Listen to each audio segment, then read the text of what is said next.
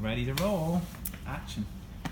Hey, welcome. I'm Angela Dufour. I'm the lead performance dietitian here at Canadian Sports Centre Atlantic, and I also am the lead performance dietitian with the Canadian Olympic Committee. So, headed to Pan Am's Lima and Tokyo in 2020.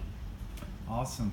Well, first of all, thanks for agreeing to do this interview with us here. Yeah. Really happy to have you here, and you have a lot of experience working with our global ultra athletics athletes. Let's just get right into it. What are some of the things that you know that you found were different from working with Olympic athletes versus Paralympic athletes?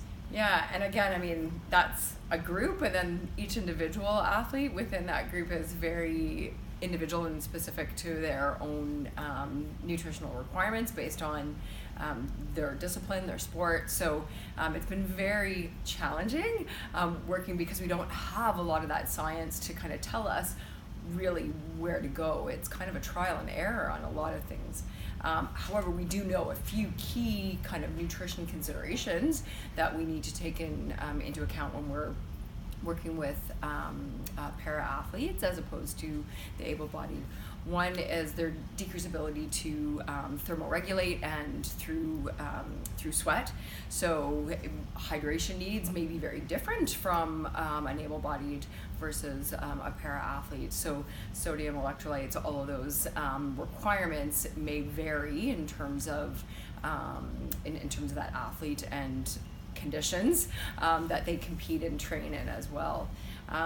The other thing that I've kind of noticed and has been documented by research is bowel management, so bowel habits, and making sure that because they don't have that motility like an able-bodied would for GI or gastrointestinal motility, really important to be able to manage that on a nutrition, but also manage it during competition and race events and times as well, so that that's not becoming an issue on the other side with those athletes. So those are two sort of the biggest things I see.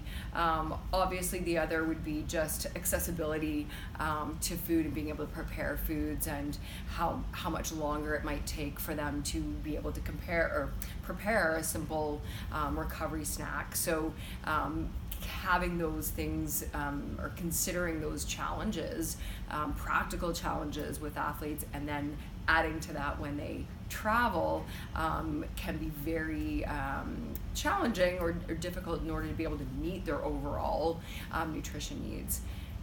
Nutrition needs, again, going to be very different in terms of overall energy, carbohydrates, protein based on the amount of active muscle mass that they have.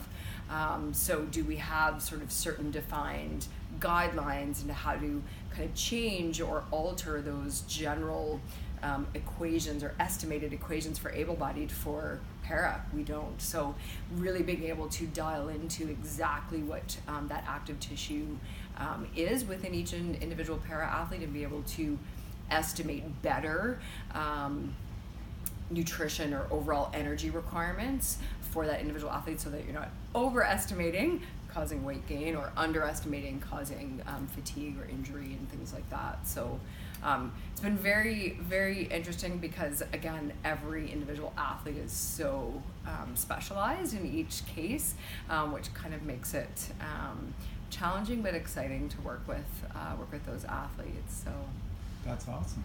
Yeah. Yeah, very interesting. Maybe one question I want to ask you too. We've done some skin fold measurements with some of the athletes. What has that showed over the years? Kind of, is there a certain trend that you could say that's happening out of that? Yeah, and again, so based on standard protocol, we don't even have a standardized protocol for body composition or skin fold testing with athletes based on our international method.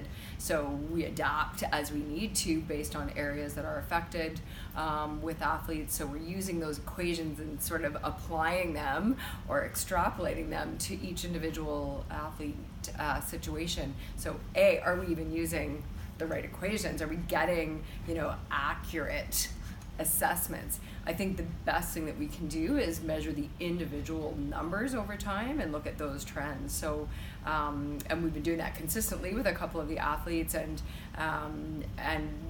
finding some great sort of success in terms of being able to dial in their nutrition based on where their skin folds or that body fat percentage, where that what we call the sweet spot is in terms of performance, nutrition, and muscle mass to body fat. So again, very individualized approaches, but if we can get that data over time and be able to adapt the nutrition and training according to where we see the best results happening at those measurements or those numbers, like any testing, that's where we're actually seeing some positive success.